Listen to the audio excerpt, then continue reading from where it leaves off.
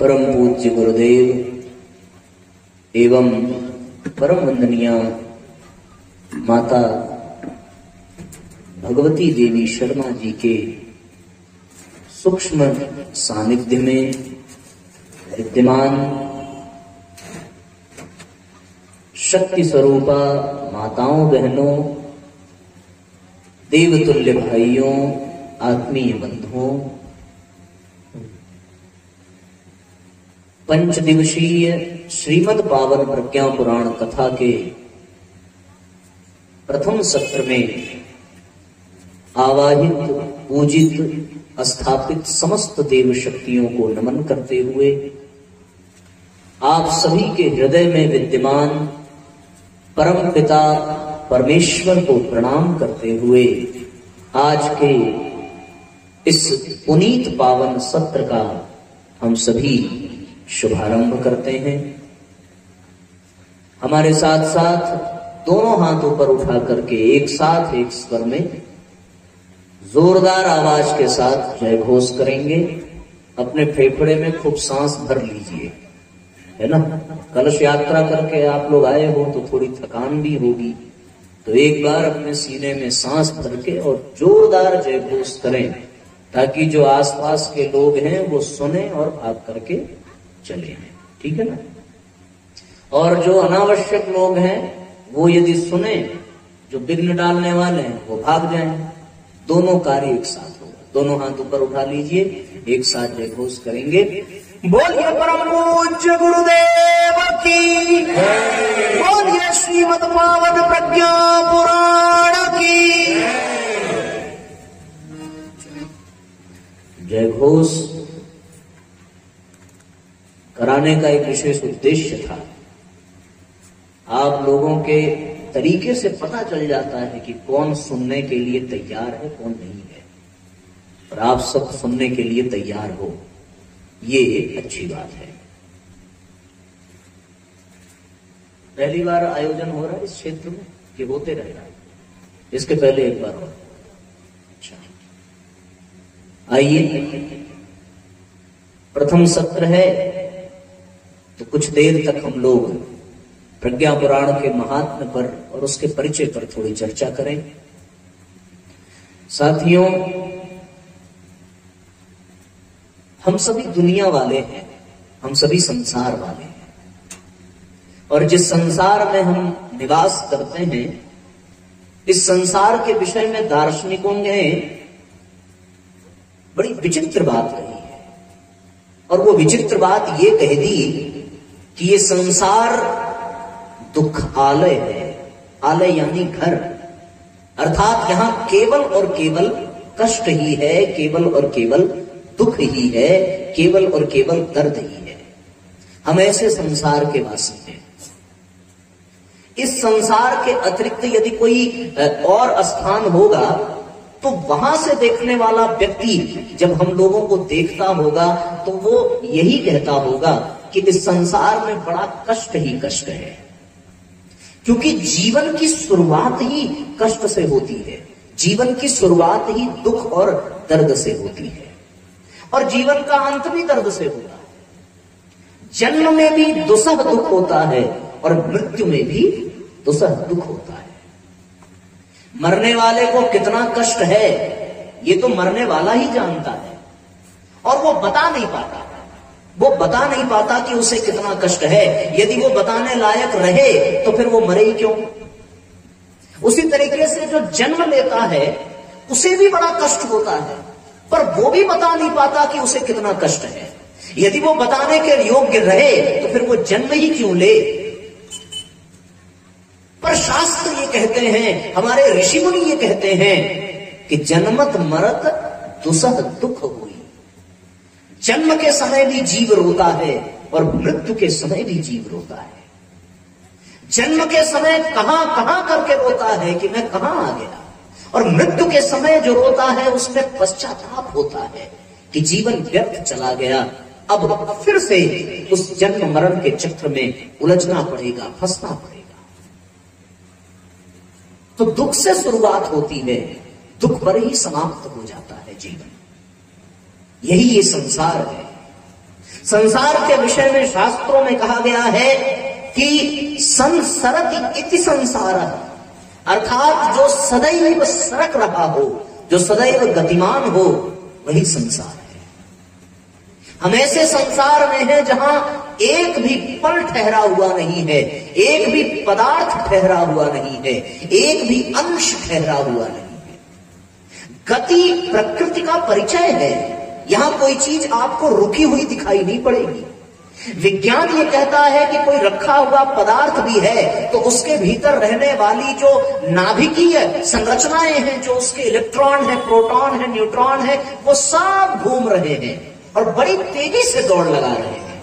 आप अपने आप को भी विचार करके देखो, आपका शरीर भले ही एक जगह स्थिर हो पर वो रुका हुआ नहीं रहता, वो तो सदैव सरकता रहता है। किसकी ओर? मृत्यु की ओर। हम बचपन में कुछ और थे, जवानी में कुछ और दिखे और वृद्धावस्था में हमारा शरीर कुछ और दिखा। पर ये जो गति है, ये जो परिवर्तन है, वो इतनी धीमी है, हमें पता नहीं चलती, पर होती है।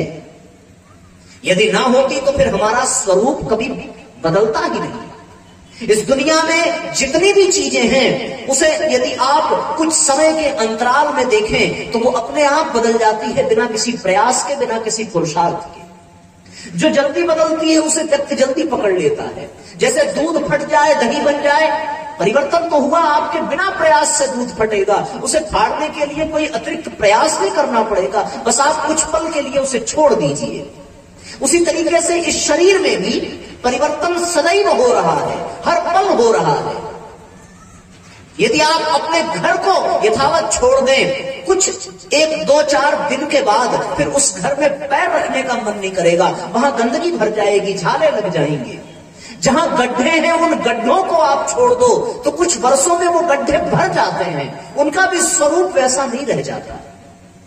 ये संसार की विशेषता है और यही दुख का कारण है। जो स्थिर भी नहीं है उसमें तो दुख ही दुख होगा। यदि स्थिरता होती, यदि दृढ़ता होती, यदि निश्चय होता, तब तो दुख न होता। पर इस संसार में केवल दुख ही दुख है, हर तरह से दुख है, हर पल कष्ट है। कुछ इसको अनुभव करते हैं, कुछ नहीं कर पाते। पर देखने में यह प्रतीत होता है एक भी व्यक्ति ऐसा नहीं है जो दुखी न हो।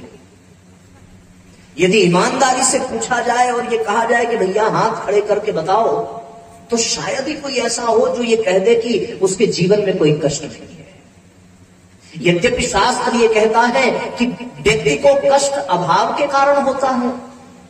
यदि उसके पास कोई अभाव है, कोई आवश्यकता की पूर्ति नहीं हो रही है, तो फिर उसके जीवन में दुख आएगा उस अभाव के कारण। पर यह भी देखा जाता है, ये बड़ी विडंबना है कि जिनके जीवन में अभाव नहीं है, जो बिल्कुल संपन्न है, क्या उनके जीवन में कष्ट नहीं है? यदि गहराई से झांक करके देखें तो जितना दुखी अभावग्रस्त व्यक्ति है, उससे कहीं ज्यादा दुखी संपन्न व्यक्ति भी है। इसमें कोई दो राय नहीं है। जो अभाव में है उसका पेट दर्द भोजन न मिलने के कारण होगा, और जो संपन्न है उसका भी पेट दर्द होगा, पर भोजन करने के कारण होगा। दोनों में दर्द तो होगा ही। एक तो भूख लगी है, भोजन नहीं मिल रहा है इसलिए दर्द है, तब भी तो हुआ ना। और एक तो खाने को मिल रहा है और वो इतना खा लेता है कि उसे दर्द हो जाता है। आजकल शादी विवाह का वातावरण चल रहा है, आजकल पेट दर्द वालों की संख्या बहुत मिलेगी, क्योंकि वो इतना खा लेंगे तो उन्हें भी दर्द है। तो जो अभाव में है उसे भी दुख है, जो अभाव में नहीं है, जो संपन्न है, उसे भी दुख है। आप ये नहीं कह सकते कि जिसके पास बहुत पैसा है, बहुत संपत्ति है, बहुत संपदा है, बहुत लोग हैं, उसे जीवन में कोई कष्ट नहीं है। जिसे अभाव है उसे चीनी नमक खाने को नहीं मिलता, और जो संपन्न है उसे डॉक्टर मना कर देता है, भैया शुगर हो गया, आज के बाद आपको चीनी नहीं खानी, आपका ब्लड प्रेशर हाई है, आपको नमक नहीं खाना है। तो किसे कहा जाए कि वो सुखी है? कोई अभाव में है, संपन्न है। बल्कि ये कह लो, जो अभाव में है वो तो कुछ भी खा करके मस्त रह लेगा, पर जो संपन्न है उसे न खा पाने का जो दुख है, उससे बड़ा भारी कष्ट और कुछ हो नहीं सकता। तो इसलिए अभाव में जो है वो भी दुखी, संपन्न जो है वो भी दुखी। और संपन्न का दुख बड़ा भारी, उसे शारीरिक कष्ट भी होगा, उसे मानसिक कष्ट भी होगा। ऐसे ऐसे दुखी लोग इस संसार में पड़े हुए हैं। इसीलिए ये संसार जो है दुख का घर बताया गया है। ऐसी स्थिति में न केवल अभावग्रस्त ही दुखी है, न केवल संपन्न व्यक्ति ही दुखी है, बल्कि वे लोग भी दुखी हैं जिनके जीवन में ज्ञान नहीं है। अज्ञानी भी बहुत दुखी रहता है, उसे जानकारी नहीं होती, उसे किसी बात का पता नहीं है, तो फिर अज्ञान के कारण उसके जीवन में बड़ा कष्ट होगा। और ऐसी भी बात नहीं है कि केवल अज्ञानी भी दुखी है, बल्कि सच्चाई तो यह है कि जो ज्ञानी है वो भी दुखी है। ज्ञान के कारण भी दुख है, अज्ञान के कारण भी दुख है, अभाव के कारण भी दुख है, और संपन्नता के कारण भी दुख है। हम ये नहीं कह सकते कि जो व्यक्ति ज्ञानी है उसके जीवन में कोई दुख नहीं है। बताओ, विश्वामित्र तो बहुत बड़े ज्ञानी थे, न केवल ज्ञानी थे बल्कि तपस्वी भी थे, पर उनके जीवन में भी कष्ट था। उनके जीवन में अज्ञान के कारण कष्ट नहीं था, उनके जीवन में अभाव के कारण कष्ट नहीं था, पर उनके जीवन में दुष्टों के कारण कष्ट था। कोई रावण का दूत, मारीच, सुबाहु, ताड़का जैसे राक्षस और राक्षसियां उनके कष्ट का कारण थे। तो जो अज्ञानी है उनके कष्ट का कारण तो अज्ञान है, पर जो ज्ञानी है उनके कष्टों का कारण ये दुष्ट है, ये पापी है, ये नीच है, जो परेशान करके रखते हैं, तो वो भी दुखी है।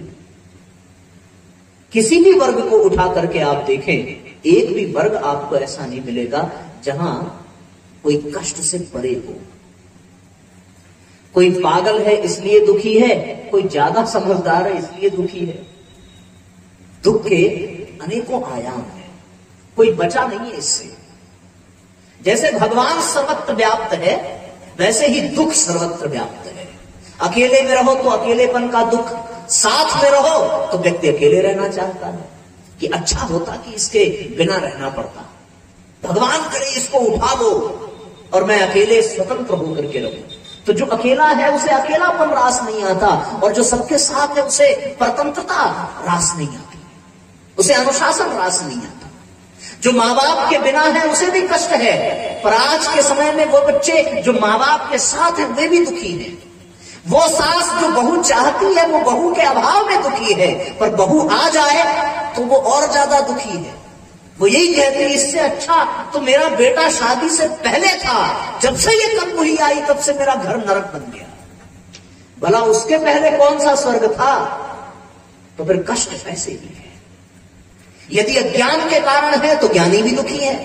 विश्वामित्र जैसा परम तपस्वी, परम ज्ञानी दुष्टों के कारण दुखी हो जाता है, और फिर उसे महाराज दशरथ के राज्य महल में जाकर के सहायता मांगनी पड़ती है, अपने कष्ट का निवारण मांगना पड़ता है, ये बार बार प्रयत्न करना पड़ता है, अनुनय विनय करना पड़ता है कि हे राजन, मुझे राम और लक्ष्मण को सौंप दो ताकि हमारे कष्ट का, हमारे दुख का निवारण हो सके।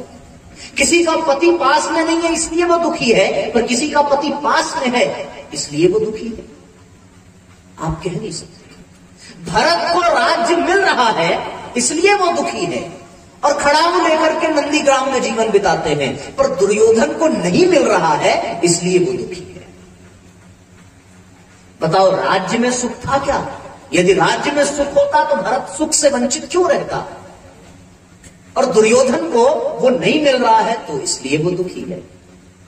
हर तरीके से दुख है। खाने को मिल जाए तो दुख, ना मिले तो दुख, किसे क्या कहा जाए। एक पति घर में भोजन करने बैठा, पत्नी ने भोजन बनाया, पर मुंह में एक निवाला डालते हुए उसने भोजन की थाली उठा करके फेंक दी।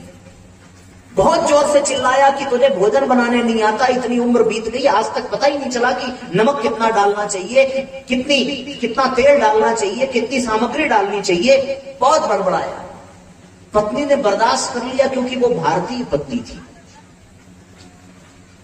उसने संकल्प किया कि अगले दिन जब बनाऊंगी तो बहुत मन लगा करके और बहुत स्वादिष्ट भोजन बनाया भी, और जब बना करके परोसा तो पति ने खाने के पश्चात फिर थाली फेंक दी।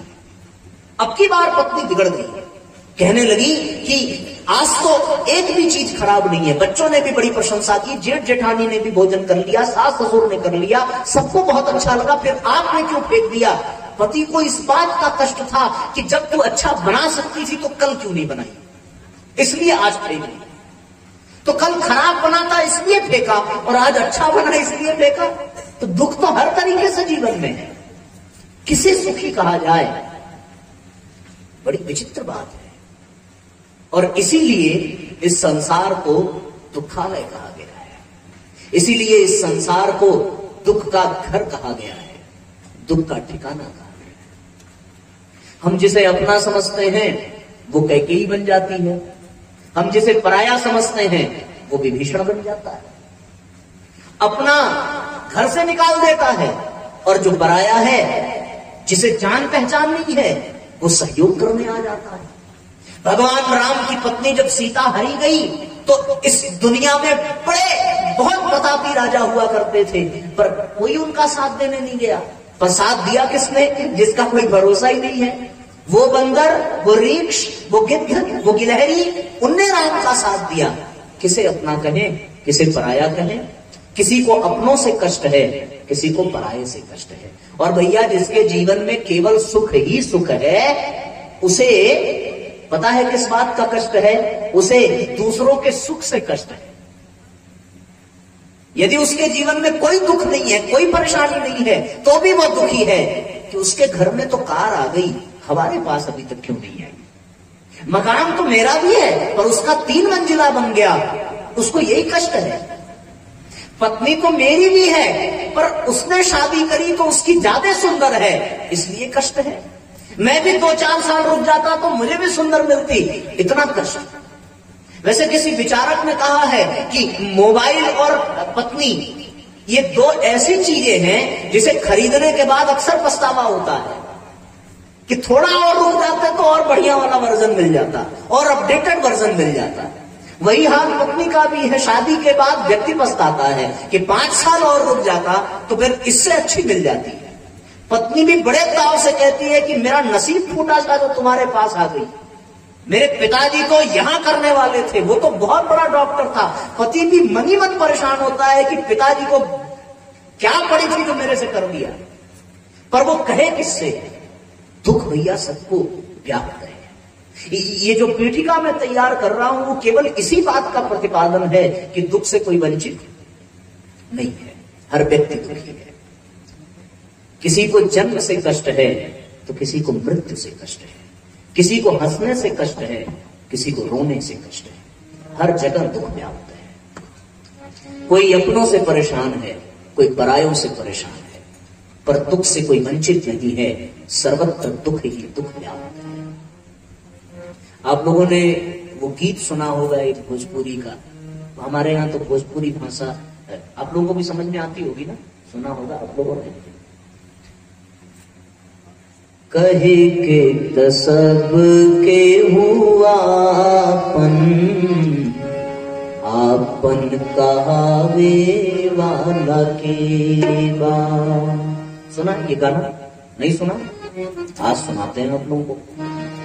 एक साथ तालियां बजाते हुए आप सब गुनगुनाइएगा और गीत का जो भाव है उसे आप पकड़ने का प्रयास करिएगा। बड़ा सुंदर गीत है तो ये फिल्मी गाना, पर वास्तव में इसका जो अर्थ है वो गीता के सूत्रों का प्रतिपादन करता है। ये बड़ी विशेष बात है। कहे के त सब के हुआ आपन कहावे वाला के बा। कहे के त सब के हुआ आपन कहावे वाला के बा। सुख वात सब के हो बाटे, सुख वात सब के हो बाटे, दुख बटावे वाला देवा। दुख बटावे वाला देवा। कहे के सब के हुआ आपन कहावे वाला देवा।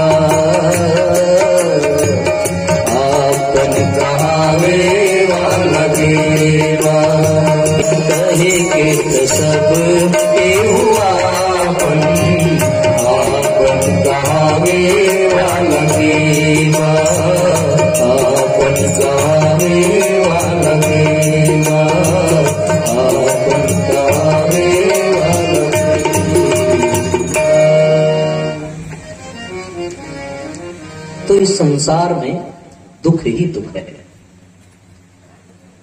कभी अज्ञान के कारण दुख होता है, कभी अभाव के कारण दुख होता है, कभी संपन्नता के कारण दुख होता है, और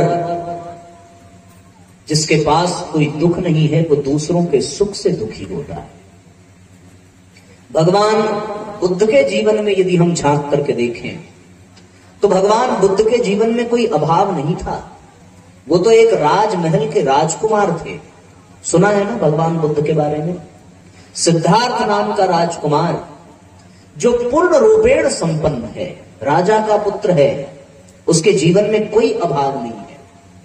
राजमहल के जितने कर्मचारी हैं वो राजकुमार सिद्धार्थ के प्रसन्नता का और उनके शारीरिक सेवा का पूर्ण समर्पण के साथ ध्यान रखते हैं।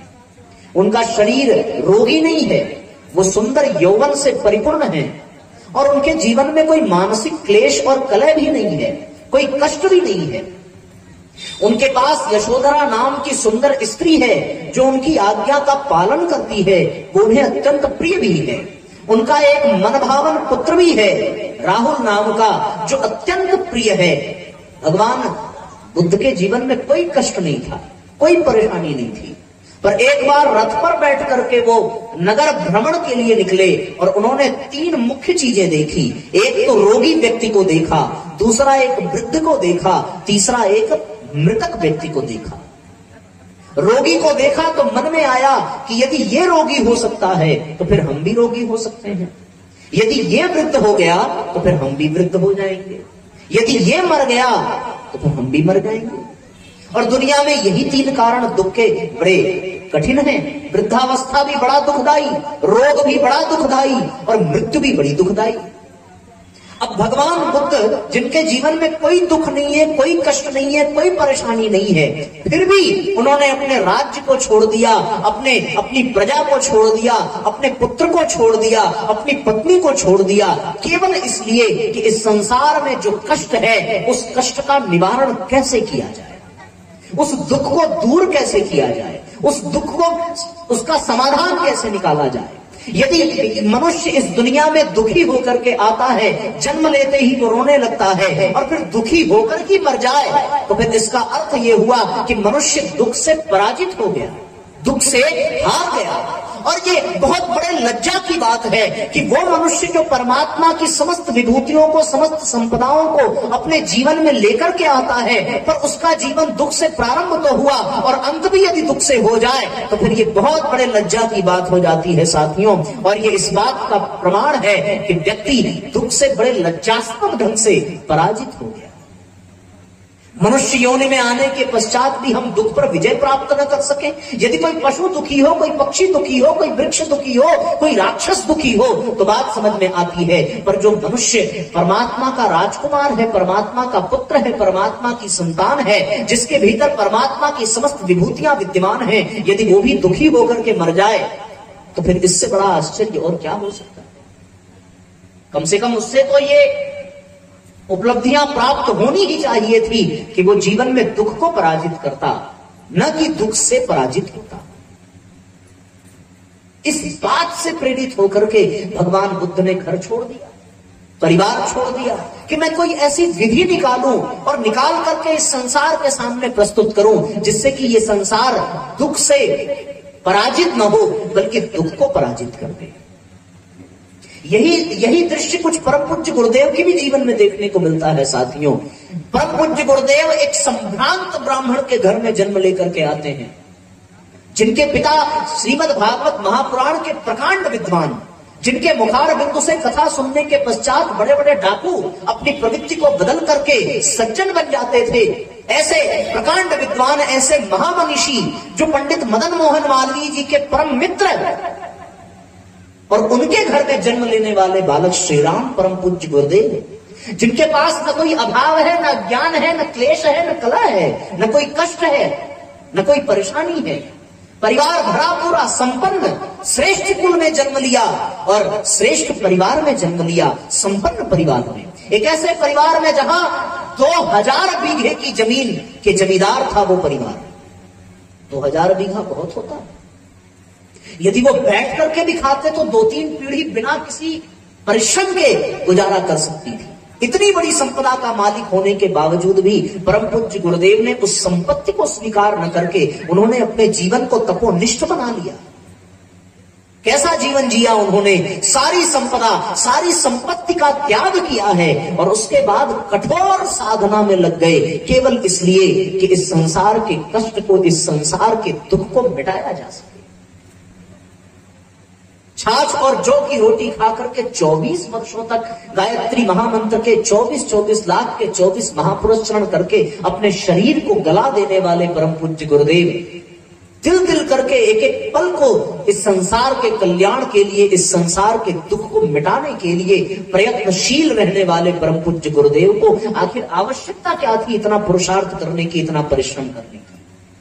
वो तो स्वयं सिद्ध थे, उन्हें इस जन्म मरण के चक्र में पड़ने की आवश्यकता ही नहीं थी। वो तो मुक्त स्तर की आत्मा थे, शुद्ध बुद्ध चैतन्य स्तर की आत्मा थे, उन्हें इस दुनिया में आना ही नहीं था, लेकिन फिर भी वो आते हैं और अपने आप को तिल तिल करके जलाते हैं, तो केवल इसलिए कि इस संसार में जो दुख व्याप्त है उसको मिटाया जा सके।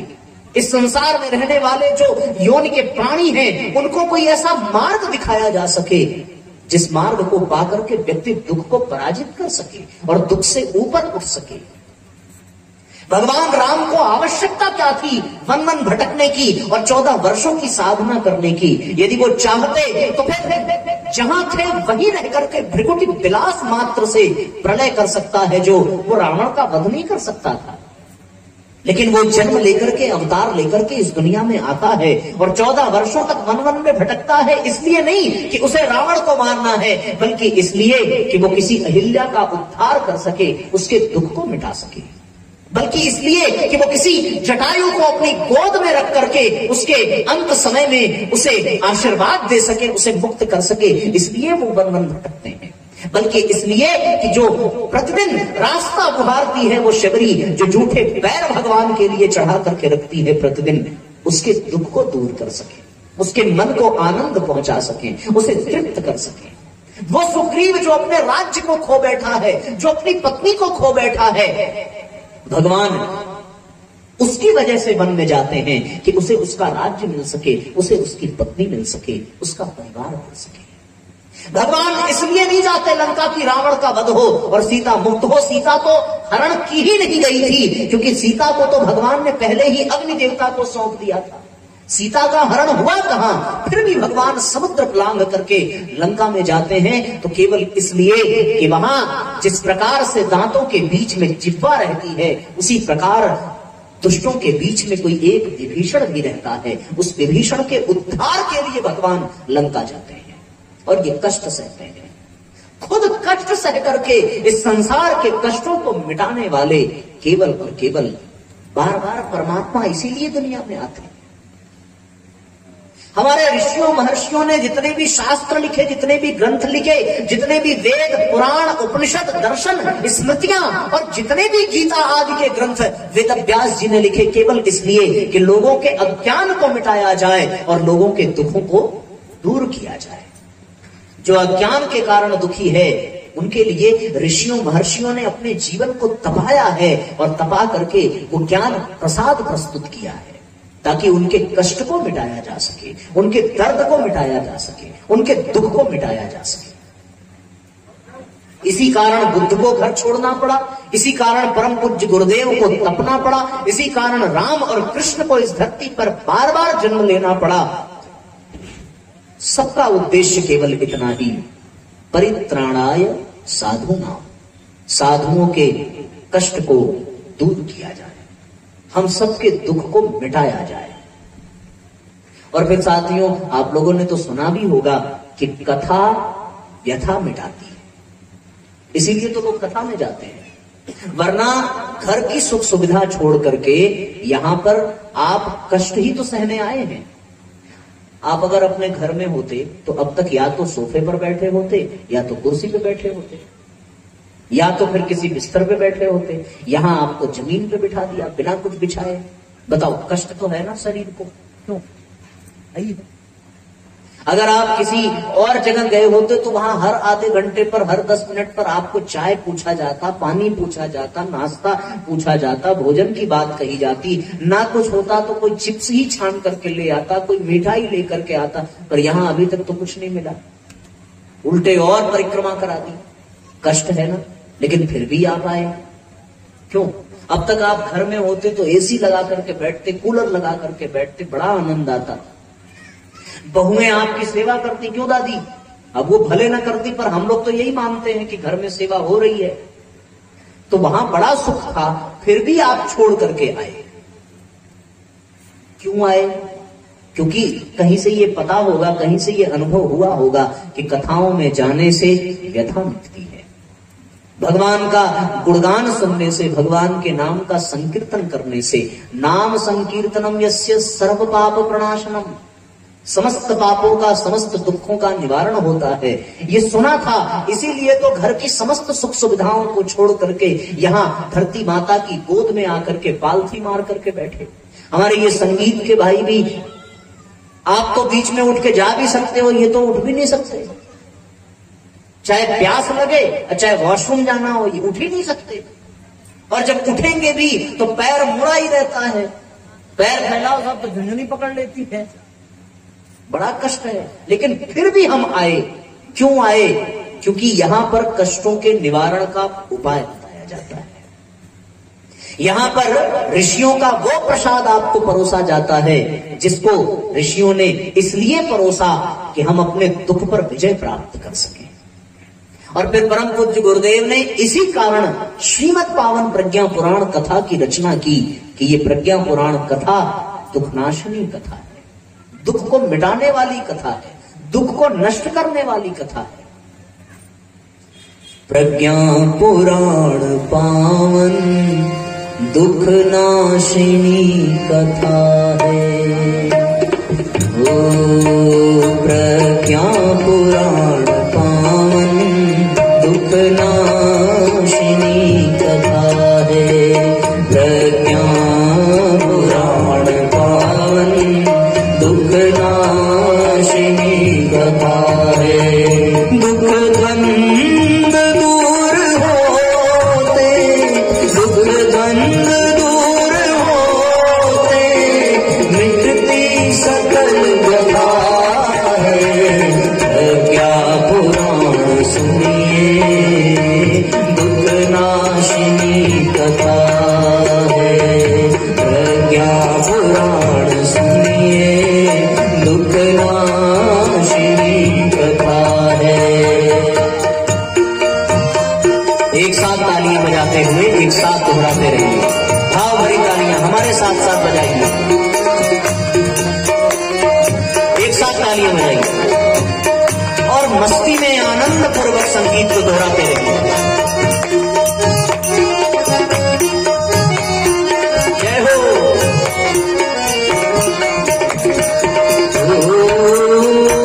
हर ओर छा रहा है दुर्मुखी का अंधेरा, हर ओर छा रहा है अज्ञान के कारण, चारों तरफ अज्ञान है। संकीर्णता अहमता में आदमी को घेरा, संकीर्णता अहमता में आदमी को घेरा। साधन बहुत बढ़े हैं पर मन हुआ विकल है। साधन बहुत बढ़े हैं, संपन्नता है फिर भी मन में बेचैनी है। स्वस्थ देह मन है, कमजोर आत्मबल है। अस्वस्थ देह मन है, कमजोर आत्मबल है, कमजोर आत्मबल है। सब चल रहे लेकिन कुछ लक्ष्य का पता है। सब चल रहे लेकिन कुछ लक्ष्य का पता है।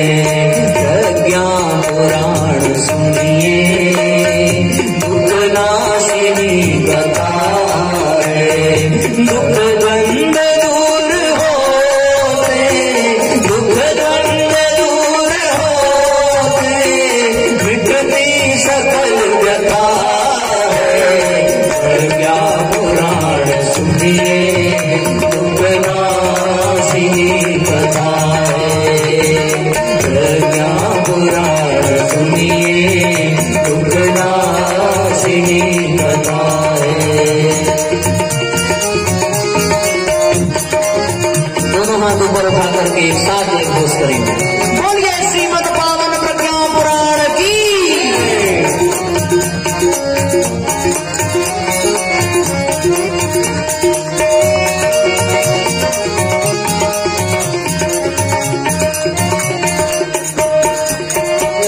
इस लोक हित कथा से हर दृष्टि स्वच्छ होती। इस लोक हित कथा से हर दृष्टि स्वच्छ होती। सुख शांति और सफलता सबके मनों में होती। सुख शांति और सफलता सबके मनों में होती। आत्मिक विकास होता, भ्रम का विनाश होता। आत्मिक विकास होता, भ्रम का विनाश होता। जिसमें न कुछ छिपा हो ऐसा प्रकाश होता। जिसमें छिपा ऐसा प्रकाश होता। जिसमें न कुछ छिपा हो ऐसा प्रकाश होता। फिर स्वार्थ जन्य चिंतन, फिर स्वार्थ जन्य चिंतन मन को नसाता है। प्रज्ञा पुराण सुनिए दुखनाशिनी कथा है। प्रज्ञा पुराण सुनिए दुखनाशिनी कथा है। दुख द्वंद दूर होते, दुख द्वंद दूर होते, मिटती सकल व्यथा है। प्रज्ञा पुराण सुनिए दुखनाशिनी कथा है। प्रज्ञा पुराण सुनिए दुखनाशिनी कथा है। एक साथ दोनों हाथ ऊपर उठा करके एक साथ तालियां बजाते रहिए।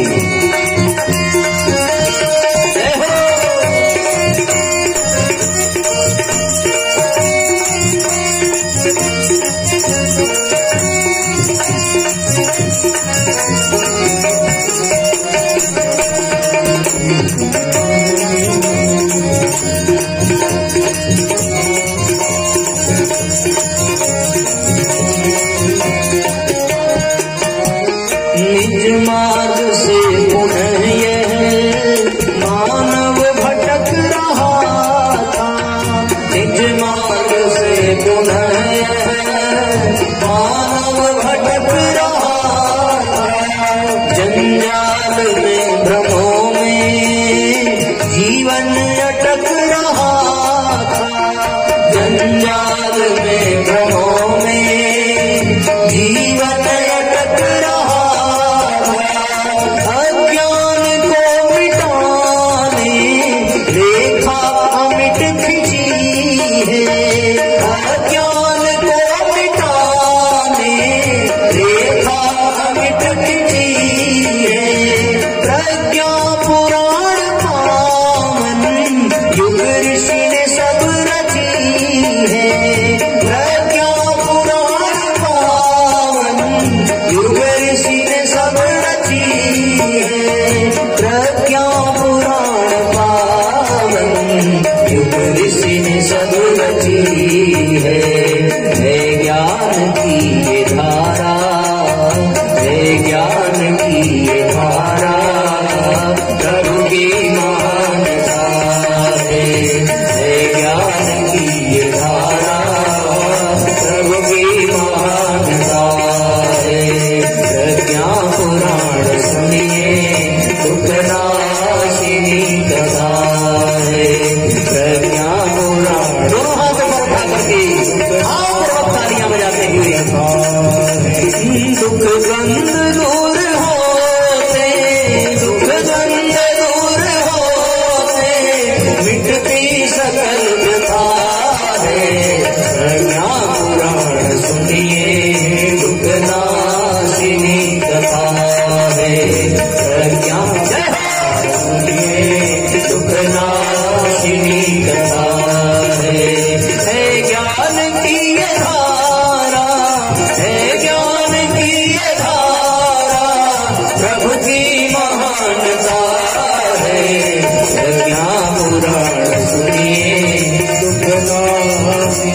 कथा है, प्रज्ञा पुराण सुनिए, दुख नाशिनी कथा है, दुख नाशिनी कथा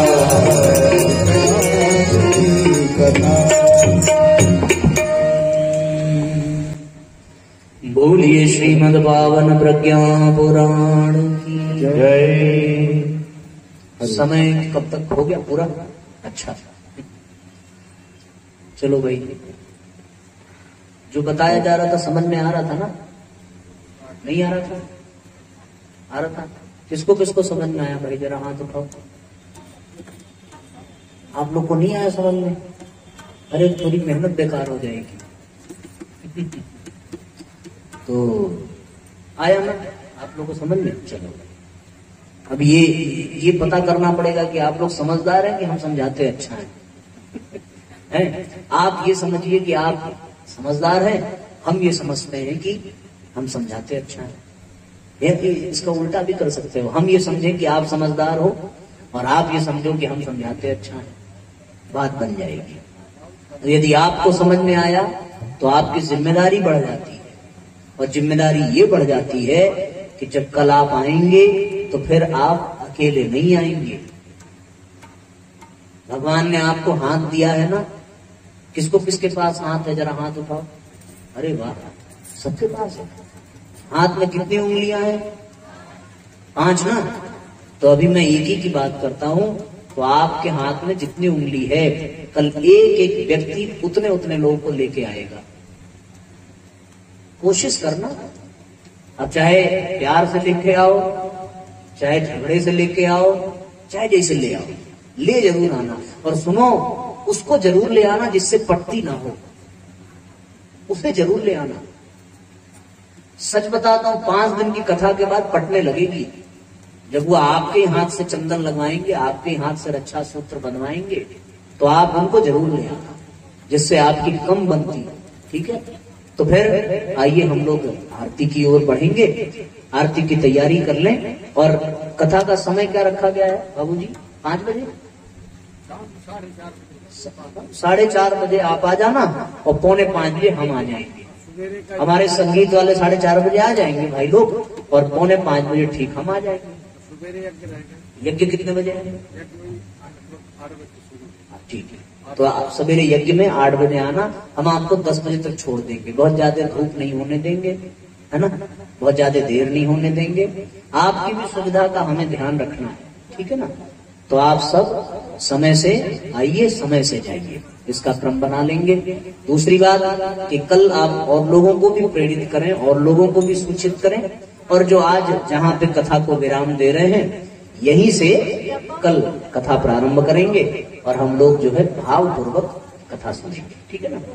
तो आज की कथा का पूरा सार यही है कि ये संसार यदि दुख से परिपूर्ण है, तो उस दुख से बचाने के लिए ही हमारे अवतार हुए। पूज्य गुरुदेव ने उसी दुख से बचाने के लिए प्रज्ञा पुराण लिखा, और वही प्रज्ञा पुराण आपको सुनने का यहाँ सौभाग्य मिलेगा। इस सौभाग्य से आप वंचित न हो। आपके इष्ट, आपके मित्र, आपके रिश्तेदार सभी इस पावन प्रज्ञा पुराण कथा का लाभ पावे, ऐसा भाव करते हुए सभी अपने स्थान पर खड़े हो जाएं। एक साथ आरती करेंगे और आज के सत्र को यहीं पर विराम देंगे। ओम भूर्भुवः स्वः तत्सवितुर्वरेण्यं भर्गो देवस्य धीमहि धियो यो नः प्रचोदयात्।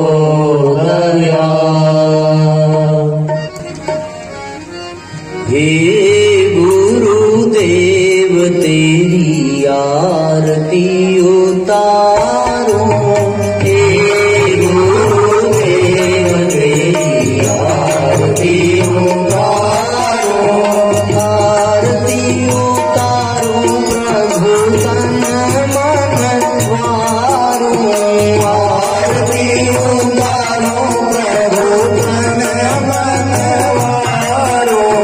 हे गुरुदेव तेरी आरती उतारो।